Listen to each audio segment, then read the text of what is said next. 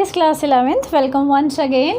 हम लोग चैप्टर कर रहे थे emerging modes of business. Emerging modes of business में अब हमारे लास्ट 2 टॉपिक्स रह गए हैं जिसको आज हम कवर कर लेंगे और बाद में ये चैप्टर भी अकम्प्लिश्ड ख़त्म हो जाएगा। राइट, अब क्या चीज़ें हमारी रह गई थी लास्ट के 2 टॉपिक्स। तो पहला टॉपिक ये है कि जब भी हम बिज़नेस करते हैं, ई बिज़नेस, इलेक्ट्रॉनिकली बिज़नेस करते हैं, at that time various type of risk are there. बहुत सारे रिस्क होते हैं जो कि एक एंटरप्रेन्योर को या फिर एक बिजनेसमैन को फेस करने पड़ते हैं। तो वो कौन कौन से टाइप के रिस्क होते हैं जिसको एक बिजनेसमैन फेस करता है जब वो ई बिज़नेस अडॉप्ट करता है।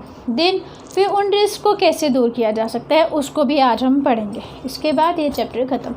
चलिए, सबसे पहले हम पढ़ते हैं कि कौन कौन से रिस्क होते हैं। तो कौन कौन से रिस्क होते हैं? Transactional risk, data storage risk and risk of threat to intellectual property. तो सबसे पहले हम पढ़ रहे हैं ट्रांजैक्शनल रिस्क। ट्रांजैक्शनल रिस्क नाम से पता चल रहा है जब हम ट्रांजैक्शन करते हैं, कोई बिजनेसमैन ट्रांजैक्शन करता है विद हिज और हर कस्टमर। कोई भी बिजनेसमैन या वुमेन है वो क्या कर रही है, अपने कस्टमर से डील कर रहे हैं। तो एट दैट टाइम, उस ट्रांजैक्शनल टाइम में कोई ना कोई रिस्क रहता है। तो वो कौन सा रिस्क रहता है?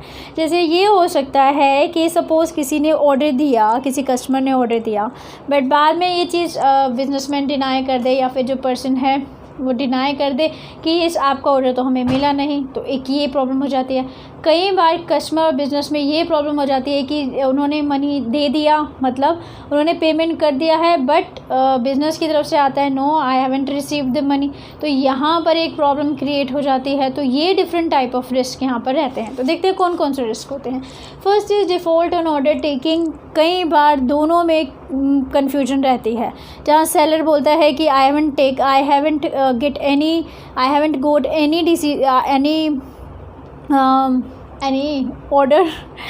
गोट एनी ऑर्डर। तो मुझे कोई भी ऑर्डर नहीं मिला है, बट यहाँ पर बायर बोलता है कि नहीं, मैंने तो आपको ऑर्डर दिया था। तो एट दैट टाइम यहाँ पर प्रॉब्लम क्रिएट हो जाती है। एक ये रिस्क रहता है। Then default on delivery. यहाँ पर सेलर बोलता है कि I have dispatch the things या प्रोडक्ट्स जो आपने मांगे थे, बट मैंने डिस्पैच कर दिए हैं।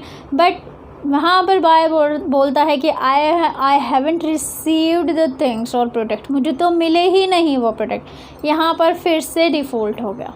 Then third is default on payment. Payment में भी डिफ़ॉल्ट हो जाता है, जहाँ पर बायर सेज कि मैंने पेमेंट कर दी है, but seller says I haven't received any type of payment, मुझे तो मिला ही नहीं कुछ भी पैसे। तो यहाँ पर एक और रिस्क।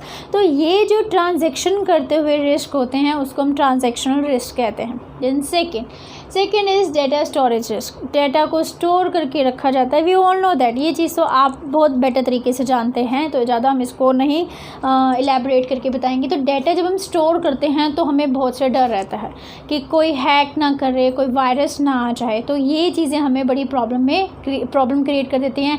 मतलब बिज़नेस का अच्छी तरह से हम चला नहीं पाते हैं, और नेक्स्ट जो हम प्रोसेस कर रहे हैं, बिज़नेस प्रोसेस है, वहाँ कहीं ना कहीं वो चीज़ इंटरप्ट हो जाती है बिकॉज ऑफ दीज थिंग्स। तो डेटा स्टोरेज रिस्क क्या है? वायरस की अगर हम फुल फॉर्म पढ़े तो वाइटल इन्फॉर्मेशन अंडर सीज बोलते हैं, इसकी फुल फॉर्म होती है। तो हमें पता है डिफरेंट टाइप ऑफ वायरस है जो अटैक करते हैं थ्रू द ईमेल और एनी अदर थिंग। वो क्या करते हैं? अटैक करते हैं हमारी इन्फॉर्मेशन को और हमारे बिज़नेस को क्या करते हैं? इंटरप्ट करते हैं, उसके फंक्शंस को, हमारे जो बिज़नेस के काम हैं उसको क्या कर रहे हैं? परेशान करें, मतलब उसको चलने नहीं दे रहे हैं हमारे बिज़नेस को। तो ये चीज़ें वायरस करते हैं। Then come to hacking. We all know that what is hacking, जहाँ पर एक ऐसा चीज़ एंटर कर गई है हमारे स्टोरेज में, डेटा स्टोरेज में एक ऐसा चीज़ एंटर कर गई है जो अनवांटेड है, जो हमें नहीं चाहिए। राइट, तो हैक भी हो जाती है हमारी जो इन्फॉर्मेशन है, वो लोग हैक कर लेते हैं। तो इससे भी बहुत ज़्यादा प्रॉब्लम क्रिएट हो जाती है, क्योंकि कई चीज़ें ऐसी होती हैं जो कि बहुत सीक्रेट होती हैं बिज़नेस की, और उसको कोई हैक कर ले तो उससे क्या हो जाती है? प्रॉब्लम क्रिएट हो जाती है। तो ये भी एक तरह का रिस्क है जब हम ई बिज़नेस के बारे में पढ़ते हैं या ई बिज़नेस कोई पर्सन अडॉप्ट करता है। Then come to third, that is risk of threat to intellectual property. And we know that internet तो एक open space है एक तरह से, तो यहाँ पर अगर information गई या फिर इंटरनेट में आपकी information गई, that is in open space, कोई भी उसको ग्रैब कर लेगा, मतलब कोई भी उस information को get कर सकता है। तो कई ऐसी information है जो कि हम लोग नहीं देना चाहते, but we are doing electronic business, तो यहाँ पर तो इंटरनेट पे आपकी information चली ही जाएगी, तो अब कोई भी इसको इजीली कैच कर लेगा और अपनी बेनिफिट के लिए उसको यूज़ कर सकता है। तो ये भी एक प्रॉब्लम क्रिएट होती है, या फिर ये भी एक तरह का रिस्क है ई बिज़नेस। नेक्स्ट, अब हम इसको कैसे हटा सकते हैं, कैसे इन रिस्क को दूर कर सकते हैं। तो रिस्क को कैसे दूर किया जा सकता है, जैसे by verification from cookies. Verification from cookies, अब एक चीज़ आप ध्यान रखिए, जब भी आप ऑर्डर करते हैं किसी भी चीज़ को, कोई कस्टमर ऑर्डर करता है तो वो अपना सारा का सारा डाटा देता है। रजिस्ट्रेशन कराते हैं हम लोग, तो सबसे पहले सारा डाटा हम अपना देते हैं, name, address and all this things, ठीक है। तो अब बिज़नेस को ये जो सेलर है उसको लग सकता है कि शायद वो ऑर्डर गलत भी दे सकता है, तो वो कुकीज़ भी यूज़ कर सकता है। कुकीज़ क्या है, एक तरह के जैसे आईडी कॉलर जैसा होता है, वैसे कुकीज़ होती है जो सारा का सारा आपको चीज़ें प्रोवाइड कराती है कि वेदर जो कस्टमर ने आपके जो डाटा दिया है क्या वो करेक्ट है या नहीं है। वहाँ से एक जो सेलर है वो चीज़ वेरीफाई कर सकता है कि जो दिया गया address whether it is correct और नॉट, तो यहाँ पर वो बच जाता है, राइट। अगर गलत होगा तो फिर इसका मतलब उसने नहीं डिलीवरी करनी या उसने उसको नहीं डील करना कस्टमर को, तो उसके नाम एड्रेस को कुकीज़ के थ्रू भी क्या कर सकता है, वेरीफाई कर सकता है एक seller. Then second is confirming the order. फिर जब ऑर्डर कंफर्म होता है तो जब पेमेंट मोड होता है तो eight that time bank account से ट्रांसफ़र किए जाते हैं पैसे, या डिफरेंट मोड्स अडॉप्ट किए जाते हैं बाय द कस्टमर कि हमें कैसे पेमेंट करना है। तो एट दैट टाइम एक सेलर को भी देखना चाहिए, मतलब डिफरेंट टाइप ऑफ थिंग्स कि क्या उसके बैंक अकाउंट में पैसा है या नहीं, या फिर किसी भी तरह उसको ये चीज़ पहले एश्योर करनी चाहिए क्या वो पेमेंट करने के लिए एबल है या नहीं है। तो ये चीज़ें भी एश्योर करनी चाहिए ताकि ये रिस्क भी कम रहे।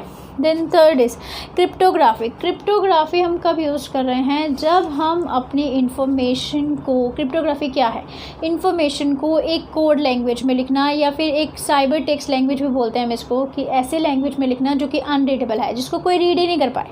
लाइक आप अपनी जितनी भी सीक्रेट इन्फॉर्मेशन है, if you are doing e business, तो नेचुरली इंटरनेट पे हैं आप, तो आप अपने बिज़नेस को क्या करें, ऐसे लैंग्वेज में लिखें जो कि अनरीडेबल है, जिसको हम साइबर टेक्स्ट भी कहते हैं, जिससे कि आपकी इन्फॉर्मेशन आप तक ही रहे, मतलब कोई उसको गेट नहीं कर पाए, समझ ही नहीं पाएगा कि क्या लिखा है क्या नहीं लिखा। तो हमें क्या करना चाहिए, क्रिप्टोग्राफी भी यूज़ करनी चाहिए, एक बिजनेसमैन को यूज़ करनी चाहिए। देन एंटीवायरस प्रोग्राम्स, हम जानते हैं एंटीवायरस प्रोग्राम्स, आपने अपने पीसी में भी उसको लोड कर रखा होगा। तो different type of antivirus programs are there, मोटोनेट एक्सेट्रा, तो आपको वो चीज़ें भी अपने कंप्यूटर टर्मिनल में उसको क्या करना चाहिए, लोड करना चाहिए, ताकि कोई भी वायरस अटैक से बच सके। तो next is cyber crime cell. लेकिन फिर भी अ लॉट ऑफ क्राइम्स यहाँ पर होते हैं, साइबर क्राइम्स होते हैं, तो अगर ऐसा कोई क्राइम हो जाता है तो we should take the help of cyber crime cells. ये हमारी हेल्प करते हैं, और जो भी डिफ़ॉल्ट है या फिर कोई भी चीज़ प्रॉब्लम या रिस्क है उसको दूर करने में हमारी मदद करते हैं। तो एक बिजनेसमैन जो एक सेलर है वो साइबर क्राइम सेल्स की भी हेल्प ले सकता है अगर उसको कोई भी प्रॉब्लम क्रिएट होती है या कोई भी चीज़ उसके साथ गलत हो जाता है, ठीक है। तो ये सब चीज़ें वो अडॉप्ट करके अपनी ट्रांजैक्शन को सेफ्टी पॉइंट पे ला सकता है। तो नेक्स्ट अब हमने क्या किया, ये चैप्टर यहाँ पर फिनिश कर दिया है। एक्चुअली ये चैप्टर यहीं तक ही है, बाकी सब चीज़ें तो आपको पता है डिलीटेड हैं। एक और इसमें टॉपिक है, that is difference between traditional business and e commerce या ई बिज़नेस, राइट। तो यहाँ पर हमें डिफरेंस करना है ई बिज़नेस और traditional business, which is very easy.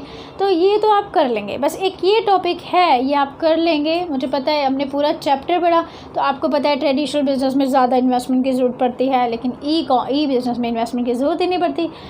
Traditional business में आपको ज़्यादा, मतलब आपको जो आप बिज़नेस कर रहे हैं वहाँ पर कस्टमर को खुद जाके ख़रीदना पड़ता है। यहाँ पर कस्टमर बैठे बैठे कन्वीनियंटली खरीद सकता है, 24/7 वो अपने ई बिज़नेस का यूज़ कर सकता है, अपनी चीज़ें खरीद सकता है। यहाँ पर जो आपके ट्रेडिशनल बिज़नेस है उसका एक स्पेसिफिक टाइम होता है, जैसे हम बोलते हैं ना ये शॉप 9 बजे से लेके 9 बजे तक खुलती है, तो that is traditional way of business. और जहाँ ई बिज़नेस की बात करते हैं तो 24/7 अवेलेबल है आपके पास। तो ये सब चीज़ें हमने पूरा चैप्टर पढ़ा है, तो हम चीज़ें बहुत ईजिली डिफ्रेंशिएट कर सकते हैं। तो आप करिएगा, इस डिफरेंस को पढ़िएगा। अगर नहीं समझ में आता कोई भी पॉइंट तो आप मुझसे कमेंट करके पूछ सकते हैं, तो वो टॉपिक भी हम कर लेंगे। बट अभी मुझे लग रहा है कि टॉपिक पढ़ाना आपके लिए टाइम वेस्ट होगा, तो ये चैप्टर सब इतना ही था जो कि आपके एग्ज़ाम पॉइंट ऑफ व्यू से इंपॉर्टेंट है, ये एग्ज़ाम में आएगा।